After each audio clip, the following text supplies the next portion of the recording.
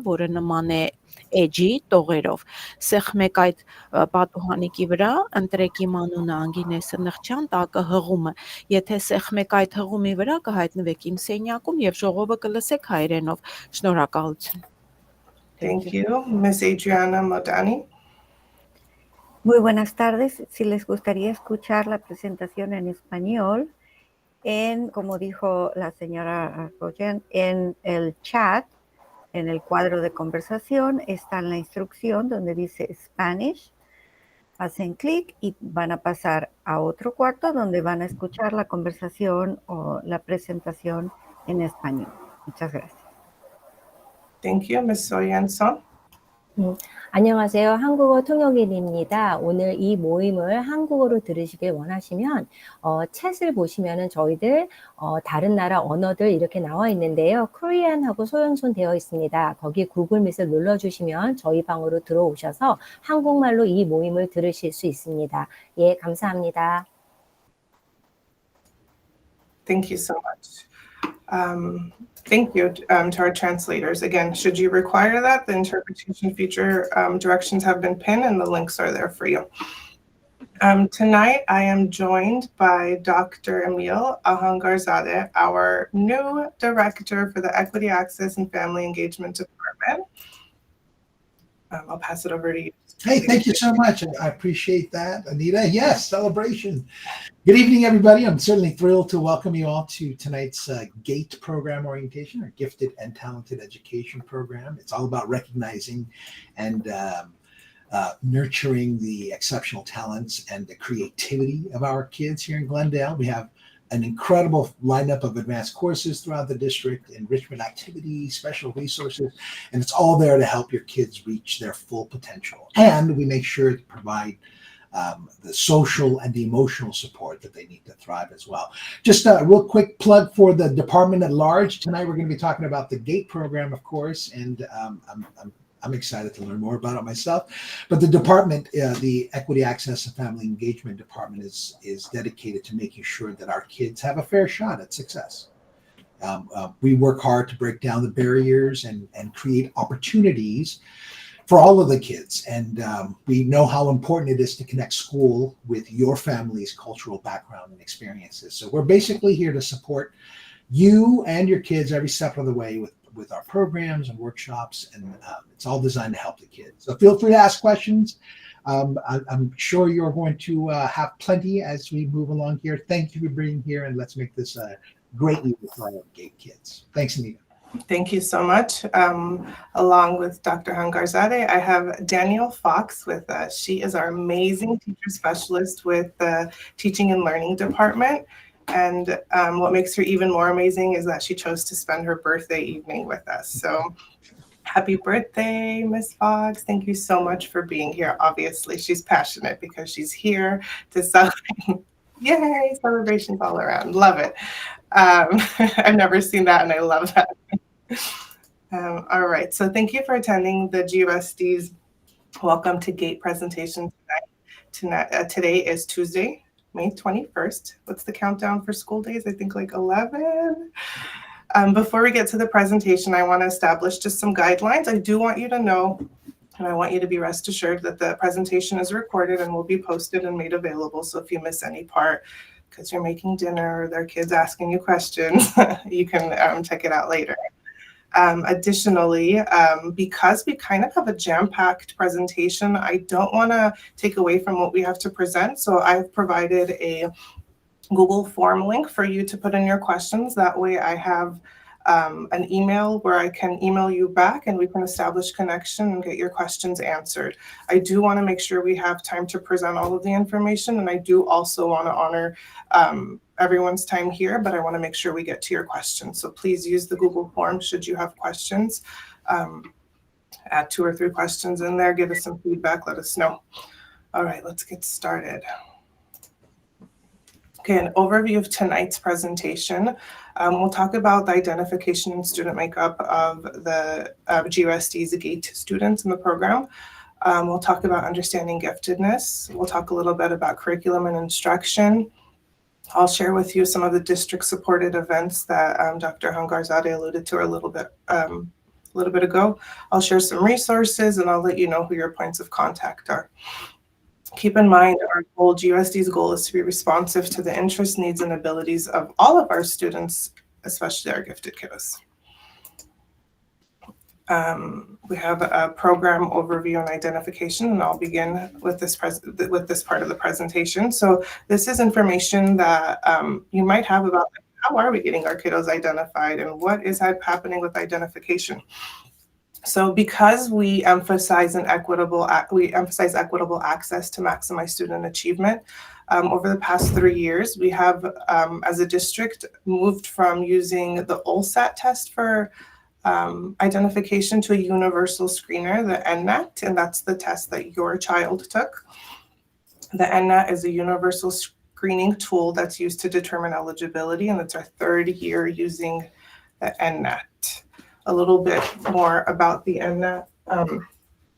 Like I said, it's a general assessment given. It's a brief nonverbal measure to measure general ability. It's administered in groups, and in Glendale Unified, we administer it to our 3rd grade students for identification starting in 4th grade, and any new to the district students we have in grades 4 through 6, along with any student who is recommended for a retake.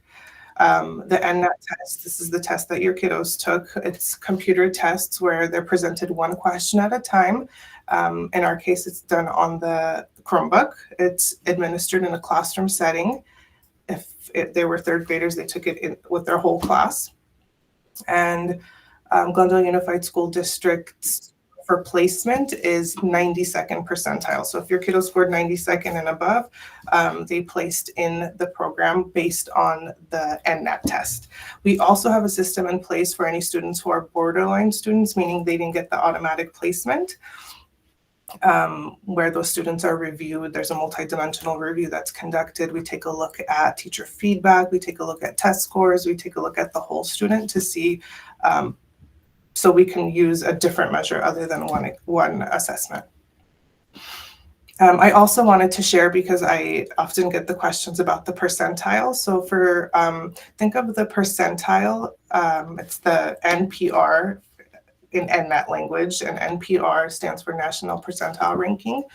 So if your kiddo, let's say, is a 7-year-old and your kiddo scored an 85 percentile, what that tells you is that they scored either they scored better than 85% of the other 7-year-olds within a 3-month window who also took the test. So it's a nationally normed score. So that's a little bit about the NNAT and the identification. I wanted to share some of the score breakdowns because I get also a lot of questions from parents and families about what the NNAT scores are like. So if you take a look at the first year we administered the NNAT, universal testing, we had a lot more students. This was post-pandemic testing. That's why there were over 5,000 students tested. It was students in the 3rd grade, 4th grade, 3rd through 8th, excuse me. And then we also, I'm sorry, I'm on mute. There's someone who needs to be muted. I apologize. Okay. And then the following year, this was last year, went back to, business as usual. We tested all of our incoming 3rd graders, again, any new to the district students, and then students who were retesting or up for recommendation. We tested 2,480 students. And of those 2,480 students, 332 identified as gifted. And then something that we didn't have in the past with the OLSAT that we do now, which is a testament to how important it is for us to have a universal screener, is the fact that we have been able to identify 48 English language learners in the gifted program. And of those 48 students, 24 of them are in program 1, meaning these are newcomers, brand new to the country, don't speak a word of English, and we have them identified. And that tells us so much about these students. It's awesome. And then looking at our students who are students with IEPs identified as SPED, 20 students last year. And then you can, kind of compare the results. They're pretty close, maybe off by like 20 or 30 students. And then numbers for identification. So these, the last column, that's the one that's most applicable for you guys, because those are your kiddos. So we tested 2,500-ish students. About 340 of them were identified. Again, 46 EL students, 23 in Program 1, with 19 students on IEPs. And then to further break these numbers down, I wanted to share other programs that our gifted kiddos might be a part of. So I mentioned the EL, the English learners, and then the SPED, but also I wanted to show that we have the dual language immersion students, and of the 2,025 students who are identified as GATE in the district, 489 of them are students who are also in dual language. And then if you're really into the numbers and the data like we are here, let's further break it down. And then here's what it looks like by grade level. I highlighted grades 4, 5, and 6 because those are students who are at the elementary level, and the GATE programming looks different at the elementary level versus secondary. And that's where kind of we put our focus, because the secondary opportunities are, it's a different world. It's elementary and secondary. So we want to make sure we set the foundation for our 4th, 5th, and 6th grade kiddos who are identified. So you'll see the total number of students identified in each of the grade levels, and then that'll vary depending on enrollment next year. So these numbers don't include your kiddos yet. We'll see your kiddos included in here next year. All right, moving on, I am going to pass it over to Ms. Danielle Fox to talk to you a little bit about the curriculum and instruction. Thank you so much, Anita. Is there a feedback? Can you guys hear me okay? All right. My computer's been wonky lately, so my apologies. So Anita, can you go to the next slide, please? Thank you. So this being a district level orientation, welcome to GATE. The things that we're going to talk about this evening are a general overview. There's more case by case specific examples at your site by teacher, etc. But today's purpose is to give you an idea of some of the things that you might expect in the gifted program, and also to give you some resources to explore further and learn more about it. So when we say differentiation, it is not individualized instruction in terms of every kid gets their own specific thing. Every child that comes to our schools learns in a slightly different way, has different readiness levels, maybe different cultural background, prior knowledge. And so it is our job as educators to try and get to know our students best, their learning styles, their readiness, diversity, and really teach up so that rising waters float all ships. So we offer, as best we can, low floor, high ceiling tasks so that all students have that entry point, but then can take it and run with it if they're ready for it. So when we use the word differentiation, there's a number of different ways that can look in a classroom. And a lot of those differentiated ways that a teacher might do it are almost like nuanced. So next slide, please. So in GUSD across the board, there's several ways that we try and support kids, and they're listed here. Obviously, curriculum and instruction is the day-to-day, the academics, the content, and how we teach it, what we're teaching, etc. A huge part of learning is feeling welcome and comfortable and eager to learn. And that's where the social emotional development comes in. And for gifted students in particular, oftentimes the social emotional needs are pretty great. And so we really keep that at the forefront when we are thinking, how can we best support this group of students? And how can we help our staff have the tools to support these students? Another thing that comes along with being gifted is oftentimes you may be super high cognitively, but your executive skills, maybe not so much. So, and for those of you who may not be familiar with that term, executive skills are things like working memory, organization, impulse control, emotional, and, you know, basically executive skills, executive functions. And then it'll vary by site and what we offer as a district in terms of opportunities for enrichment and acceleration, etc. Professional development is kind of where I come in mostly. So I work with teachers on a day-to-day basis. I work in classrooms. I deliver professional development workshops on a number of different topics. We'll talk more about those later. And the last, but probably the most important part, is the family engagement. It takes a village. It truly does. We are so grateful that you have taken time out of your day to be here today, because supporting our kids is a partnership. So thank you.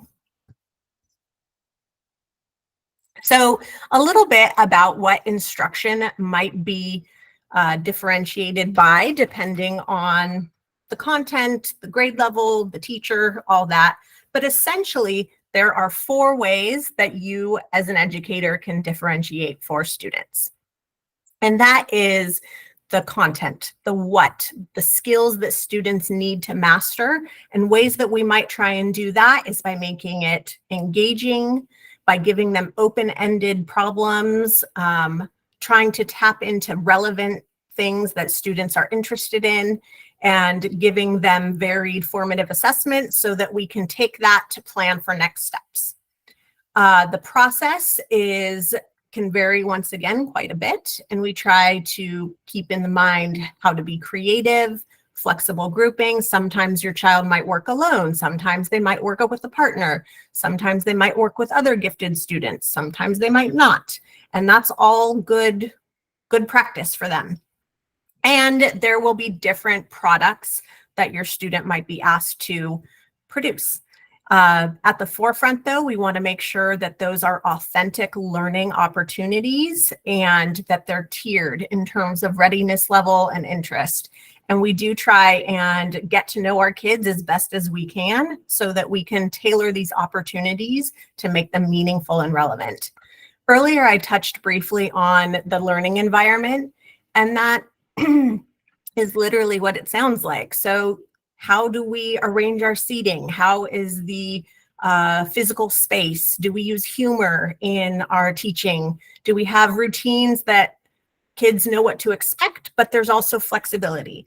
I don't know how many of you have kiddos like this at home, but sometimes flexibility is a skill that we have to work on with them. So that's a really important life skill for them.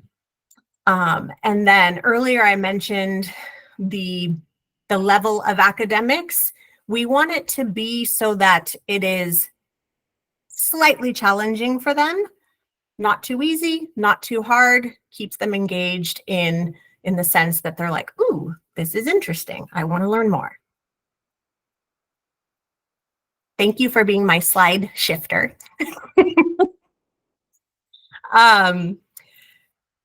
The social emotional well-being of students, particularly gifted students, gifted kids come with a lot of emotions. They come with a lot of feelings, and they have big feelings and strong feelings. And so that's something that we take into account when we are working with the students directly, as well as staff that work with them. We want to teach them how to be self-aware, how to have social skills that will allow them to work more productively with others. The power of yet. Oftentimes, kids who are really intelligent have what's called an imposter syndrome, that if something is hard for them, then all of a sudden they're like, oh no, I must not be smart. I'm a fraud. I'm an imposter. But really what we are trying to teach them is that there's room for growth no matter where you're coming in at, and therefore the power of yet. You're not expected to know all the answers, and you're not expected to get everything right away. The power of yet. So how do we teach them to become scholars more than get the right answer.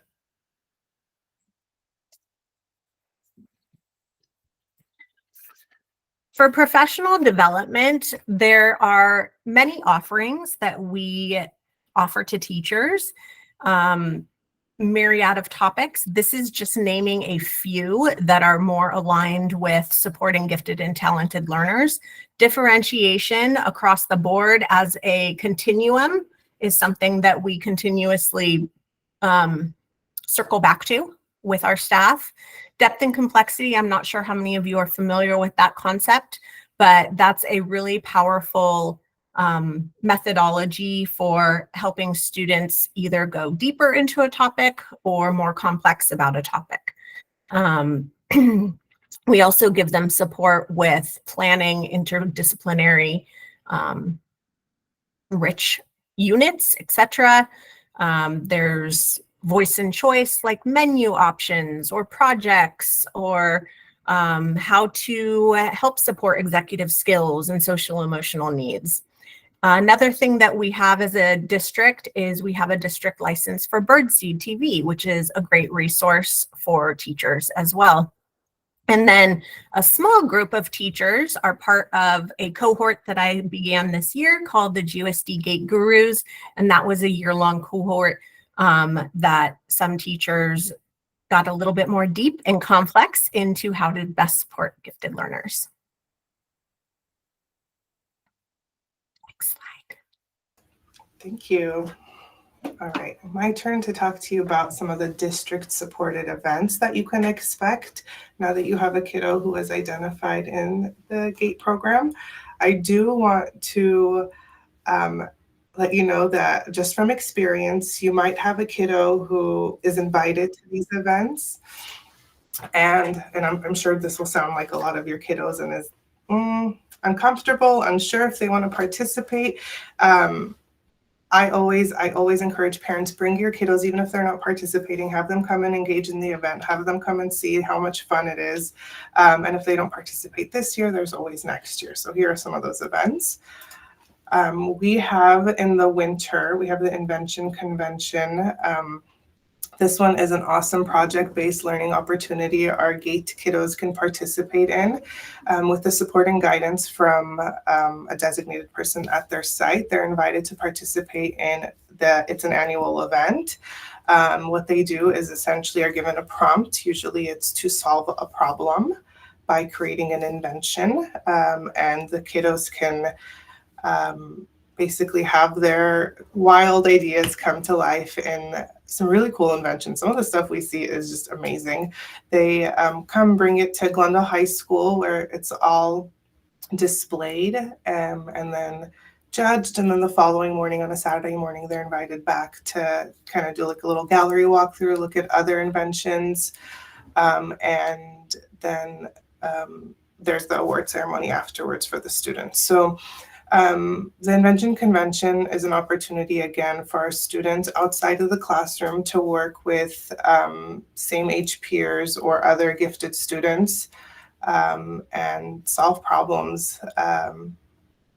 This one, again, is an event that you can anticipate for the first semester, or in elementary terms, it would be trimester. So the culminating activities and at the end of the calendar year in December. So it's something that they work on in preparation for the event. So look for that invite. And this one is one we've had many years. It's like a GUSD staple, and essentially what this opportunity does is speak to the students' intellectual, academic, and creative abilities. And the other event that's, again, district-wide event is one that we are launching for the first time this year, something I'm super proud of. With the help of our VAPA department, we have created Artistic Expressions. This is not a competition-based, it's more of the SEL, looking at our creative and artistic students. Essentially, they engage in a workshop where they create an artwork, and they, along with the artwork, they have an artist piece. Then they're invited to participate in a gallery where they come together with neighboring schools at the local high schools and present their artwork there. Again, this one is the first time happening. It's actually this week, if you're interested in just stopping by to see the event. Thursday is at CV, and Friday will be Glendale High School's Artistic Expressions Showcase. Additionally, we have other district-wide events that are not necessarily GATE only, but you will see a lot of our GATE students are the ones who participate in these events. Again, these speak to our students' intellectual, academic, and creative skills and abilities. We have Math Field Day. I believe the photo at the top right is from the Math Field Day, and the bottom right is from a Math Field Day as well. Those are our students going on to the county event. So our students participate in they're math leads. It's really amazing. And then they spent a very long time working with teams and a coach and working on their math skills, sharpening their skills. And then they come together and students across the district, over 240 students participate, and our math leads compete. And then our top 12 students then go on to represent us at the county. It's so awesome to see. We also have another event, robotics competition. Again, these aren't GATE specific, but again, you'll see a lot of our GATE students who are interested in the competition, who are interested in the STEM, will participate at Roosevelt Middle School. They come and we have the Lego robotics. It's an awesome one. And then we have other events as well, including instrumental music and honors orchestra, and those usually happen in the springtime. Again, these are events that we recognize all students can be a part of, and we see that our students' different skills and abilities are highlighted and recognized here. They're amazing events that we love to support as a district, as a department, and as a district. All right, I'm going to pass it back to Ms. Fox to talk to you a little bit more about understanding the giftedness in your kiddos. Thank you. Disclaimer before I get into this next section. Some people make an entire life career out of trying to understand giftedness. So what I'm about to share with you today in this brief time period, I don't expect you to have a fully fledged understanding of giftedness, but this is a sneak peek, icing on the tip of the iceberg. And throughout the year, as Anita referenced, one thing that I love that we are working towards is some of the opportunities for both students, families, and teachers to learn more about gifted students. And she's going to share some of those opportunities with you later. But if there's things that pique your interest or you have questions, then just let us know. Next slide, please. I've used this image for quite a while in some of my presentations because I think it's actually pretty spot on. The truth is, there is no, this is what a gifted kid looks like. Every kid is different. They're funny, they're quirky, they're extroverts, they're introverts, they're athletes, they're mathletes. Like, there's really no one way to say my kid's gifted, therefore this will be their path. And I guess that's what I hope you take away from this next section. All right, thank you. You got to read that what I actually do one. Oh, it says I have 2 rules. First, I am never wrong. Second, if I am wrong, back to the first rule.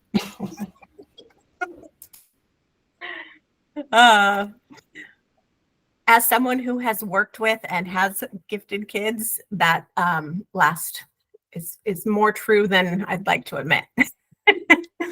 So as Anita alluded to earlier with some of the district-wide events, we are really branching out to support the different areas of giftedness. In previous years and in my past life as another district, a lot of the support came mostly for intellectual or academic areas of giftedness, which is wonderful, but we also are doing our best to recognize that there are other areas of giftedness. There are creative, artistic, leaders, intellectuals among us. Not all of them will want to do robotics. Not all of them will want to do the art showcase, excuse me. So it goes back to what I mentioned earlier. We want to get to know our students as best we can so that we can help unlock their potential wherever that potential may lie. Can you do, yeah, thank you. So I don't want to read you all these slides because you have them and you can read them and refer to them. But one thing that I did want to mention is that giftedness is not an automatic pathway to success. It doesn't mean that your students are supposed to be getting all straight A's and are supposed to know all the right things and all the right time or be model students. Oftentimes, that's not the case. What giftedness really means is that they have a proclivity and a potential in a certain area or more than one area. So going back to, we are trying to unlock that potential. We're trying to get them to become scholars and self-reflective learners and the willingness to excel and reach a potential in their area of giftedness.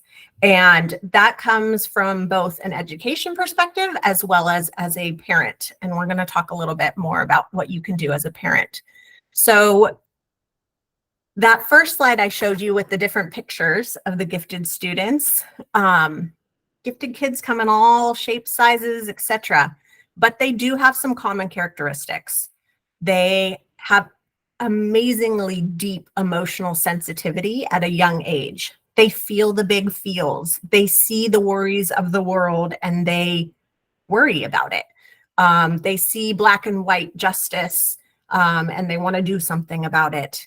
When they are interested in something, they are all for it. They are very enthusiastic. Oftentimes they're very quirky and they have a great sense of humor, very imaginative, and they absorb information amazingly fast. So oftentimes when I'm working with any adult, really, and also kids, you have bright kids who are hardworking, capable, very bright and successful kids. And that doesn't necessarily mean that they are gifted, though. There is a difference. So this chart kind of puts the difference in perspective. So for example, a bright child might be a really hard worker, whereas a gifted child may play around but still test well, right? A bright child might need 6 to 8 times repetition to get it mastered, and they've got the dedication to stick through it, whereas a gifted child might only need to see it once or twice. They thrive on complexity, whereas yes, they might have an eidetic memory where they can memorize things easily, but that's not necessarily how they are internalizing the information. They're super, super curious. With that, though, they are often highly self-critical, which is where we come in with the social emotional support when we can. One of the reasons that they have these characteristics or quirks is because of something called asynchronous development. And that is displayed by this graphic here. I'm not sure how well you can see it, but essentially in a perfect world, so to speak, everyone would grow and develop at the same rate at the same time. So in case you can't see that, it's intellectual, motor skills, physical development, emotional, and social development. So what happens in many, many gifted children is that they develop in one area much faster than in another area. So a gifted child age 5 in this particular example may cognitively be at a 12-year-old level.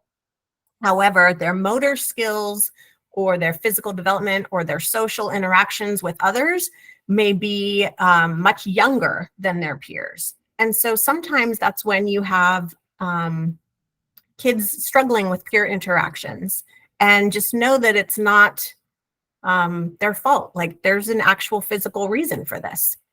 Asynchronous development. So here are a few examples of asynchronous development. One example that I've had to deal with as a teacher many times in my day is the student who has a super high reading level and can read high level, high vocabulary books, but maybe the content is not age appropriate, right? And so that's something we have to weigh as the adults in their life. Same thing with math or reading or writing. They may be off the charts in math, but they hate to read or they struggle. So it's not oh, my child is gifted well-roundedly all the times. There are definitely cases where children have areas of multiple gifts, but oftentimes you'll see a proclivity in one area more than the other. So what can we do as parents? How do we help them? Because it ain't easy, friends. So the next couple of slides are just some tips of how to be open and realistic with your kids. Set realistic examples, or not examples, expectations. Work on mindfulness with them, how they can interact with other kids or maybe other cognitively well-paired kids. Focus on their strengths. One of the worst things that we can say to a kid is, you're smart, why don't you get this? Right? So focus on their strengths. Yes, they're smart, but that also might lead them to have higher anxiety about, why don't I know this? What's wrong with me? Right? So teaching that growth mindset of, yes, you have great potential. Let's unlock it.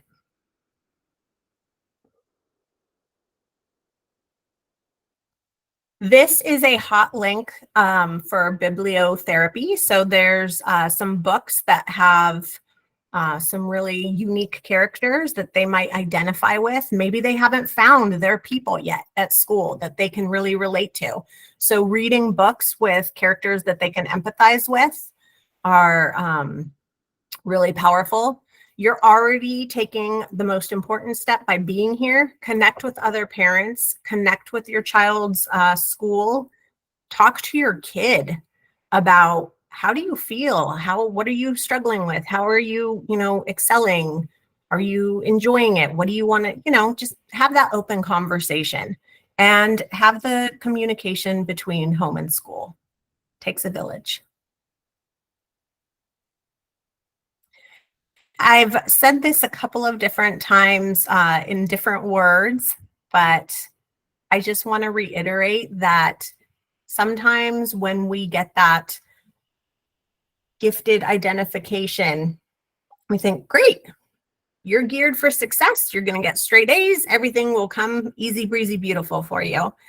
That may be the case, but oftentimes, it takes a lot of support from the adults in their life to make that the case. And it also takes self-reflection on the part of the learner. So we want to emphasize more the building of scholarly behavior rather than getting an answer right. And okay, if I'm smart, then I'm automatically guaranteed success. It is a potential, and we are here to support you in reaching that. These are some quotes of talking points that you might say with your kids. Well, hey, everybody learns at a different rate. Maybe you got that faster than so-and-so. Maybe they got something else faster than you. That's okay. Maybe you want to learn more about something. You won't know the answer to every question, and you will struggle sometimes, and that's okay. That's great. That means you're learning. I really appreciate you doing the slides for me, Anita.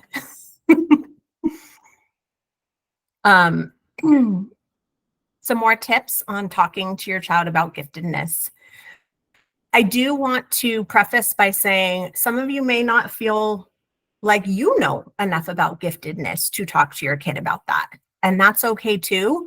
As we mentioned earlier, there's lots of opportunities that we are working together to get you more informed, help you learn more, give you resources, give you some of the tools so that you can become knowledgeable enough to feel comfortable to talk to your kid about giftedness. But in all honesty, you don't need to be an expert. Your kid knows how they're feeling. Your kid knows what they're going through. If you have that open dialogue, they'll tell you.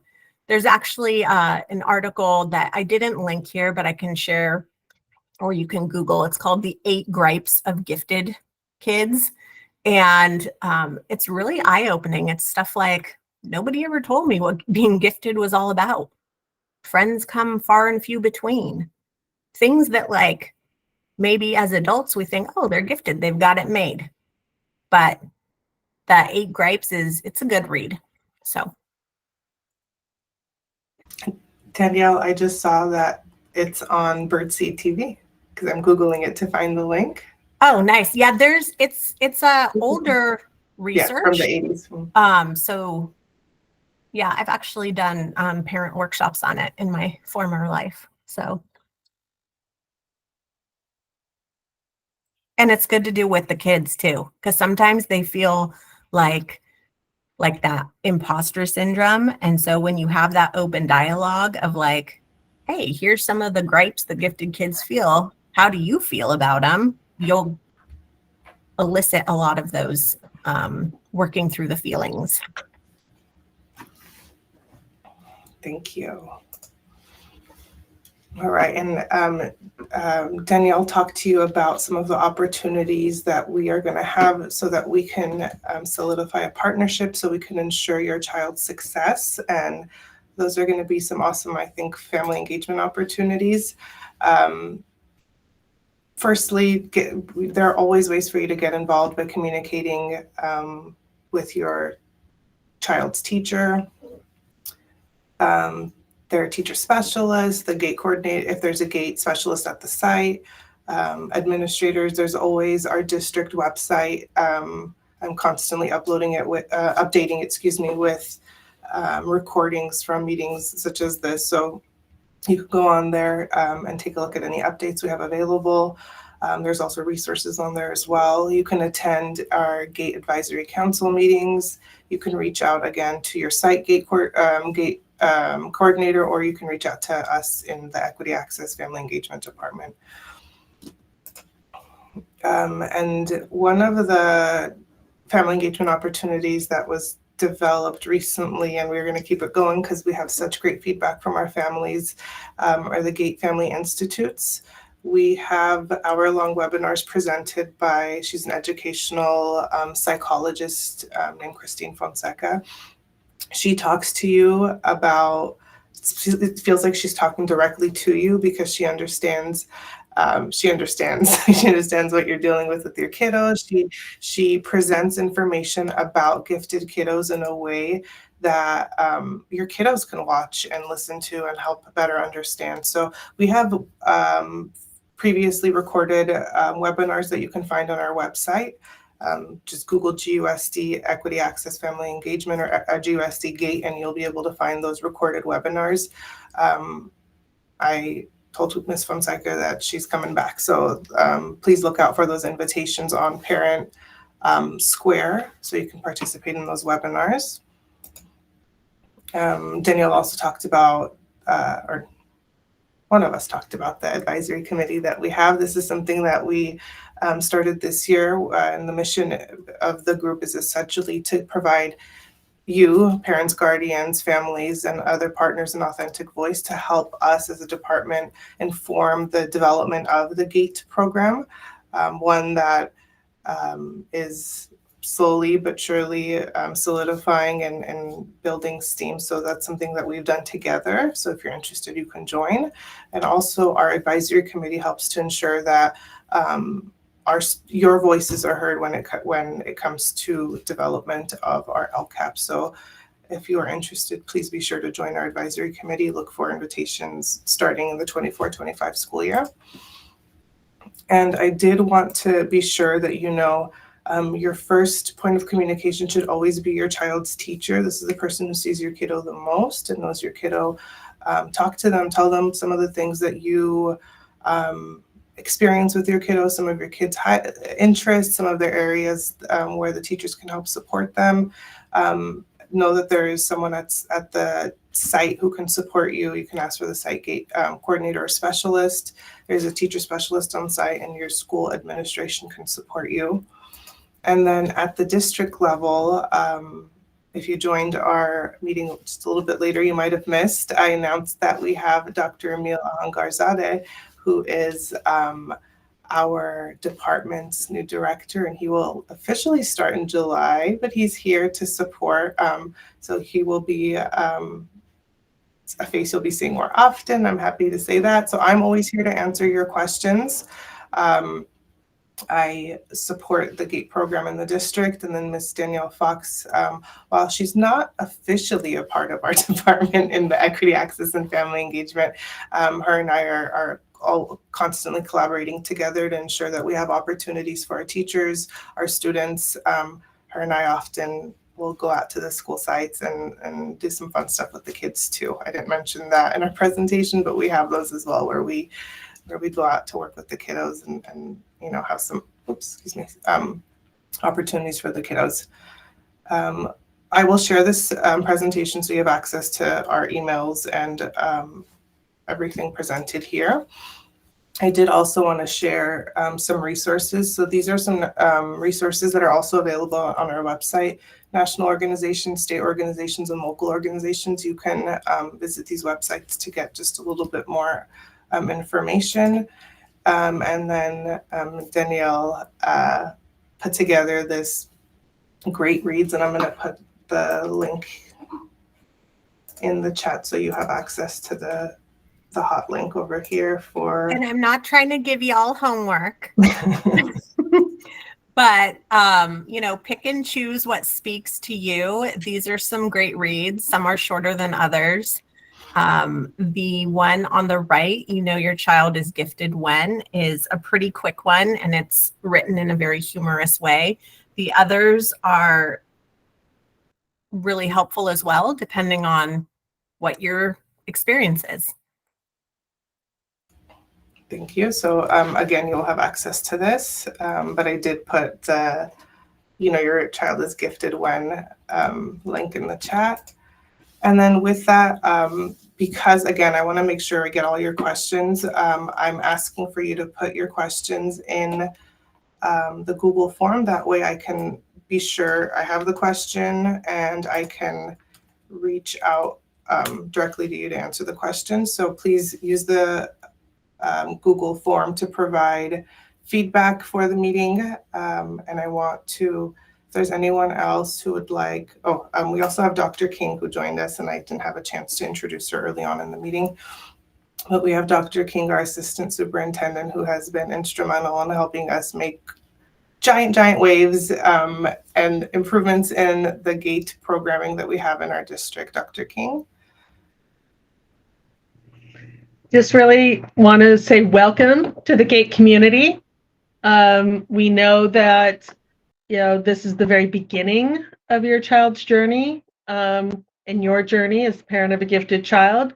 So we're excited to build this program with you and continue to work on what supports your child needs for their ultimate success. So they're in great hands. We're very proud of what we're creating, and we look forward to partnering with you to make it even better moving forward. Thank you. With that, families, thank you so much for being here. I know that was a lot of information, but again, I will share this information with you. Be sure to pose any questions you have in the Google form so I can take a look at that. And the recording along with the presentation will be made available to you. Have a great rest of your school year. Enjoy your summers. Click on that reset button, and then we'll see you in the 24-25 school year. Thank you so much. Have a good night, everyone. And happy birthday, Ms. Fox.